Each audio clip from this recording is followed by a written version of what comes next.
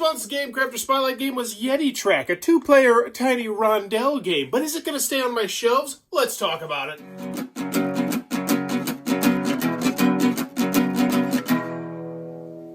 What does that even mean, Bowers Game Corner? Ahoy there, YouTube! I'm back again today for another game review, another special Game Crafter Spotlight review. So every month I do a Game Crafter Spotlight where I take a different Game Crafter game and I do a series of videos on this game, all culminating with a review. And so today we're going to be reviewing Yeti Trek. This is for two players, 20 to 30 minutes to play, and it's for ages 12 plus. And this is a really simple game in which you are going to be rolling some dice and trying to climb up these, dice. This is the mountain here. We're just going to be drafting dice. It's an I split, you choose type of game where each round someone is going to be rolling some dice. And they're going to split it up into two piles. And then the other player, the first player, is then going to choose which of the dice they would like to use. And then you're going to use the pips on the dice in order to move up the mountain. However, where this thing gets really interesting is there's this little rondel-esque thing here where you're going to have a cube on and you're going to be moving your little cube around the board. And when you do that, you're going to gain special abilities. In many instances, numerous special abilities per turn. But if you want to see exactly how the game is played, I shot a full gameplay video. It'll be up here in the corner. This is the review, so let's talk about the pros. Let's talk about the cons. First, on the con side, the game is good. And I'd say, how's that a con? How's that a con? Well, I don't think it's a great game. And I don't feel like most people are going to think it's a great game. I think there's a somewhat limited market for this game. And that is because the two-player market is just oversaturated at this point. And the best way you can say that is pretty much any popular game now has a dual or a two-player version of the game. So when you're going into the two-player only marketplace, you really got to bring it. Now, this one does have some interesting ideas, and I do like the rondel. I like the components. Granted, these are Game Crafter components, but these are still perfectly nice. They got the cool little double-sided meeple, and honestly, if you saw these, you wouldn't think they were Game Crafter, which I think is a testament to the Game Crafter. But that's another talk for another time. But other than that, on the con side, I mean, it's just, and the main reason why I don't think that I'm going to keep this game, and why I know I'm not going to keep this game, is just, it doesn't do enough different from game to game to game.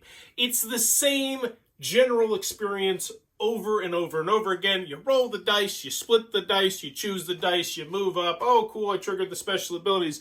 Oh, cool, I paid a little bit extra and I moved one of my dice down so I could do the special ability, or I blocked you, or I did this. It's just, at the core of the game, there's only 6 major actions you can take in the entire game, and that just means it's somewhat of a limited game. Does that mean it's a bad game? No. I enjoyed the game. I thought it was good. I had a fun time with it, but I personally am to the point in my gaming career where I just need more. I need a reason to come back to the game. I need memorable experiences or numerous paths to victory or something like that if I'm really going to keep a two-player game on my shelf, and I don't think this one does that. So that's my biggest con with this game, and honestly, moving on to the pros, it's a good game. It's fun. I enjoyed it. I played it 3 times. I enjoyed it 3 times. But I was like, yeah, I get it. I've seen the gist. And honestly, on the 3rd time, it was more just so I could shoot this review, and just because my brain was a little bit foggy because I played it earlier in the month, that sort of thing. I was like, yeah, I remember this.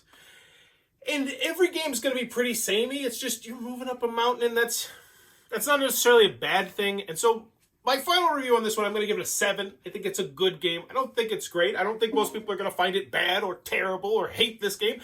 But then at the same time, I don't feel like most people are going to say, this is one of my favorite games of all time.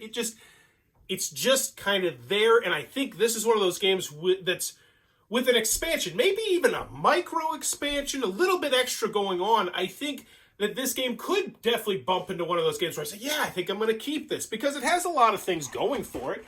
Continuing on to the pros, I like the artwork. I like the components. As I mentioned, the box size is small. I mean, you can slide this. Yeah, boom. I can slide it right there. I could literally just put that on the shelf like Intel, another game that really doesn't belong on my shelf. I'm probably never going to get this one played for another couple of years. But this one, I'm like, even if I put it up here, I don't know.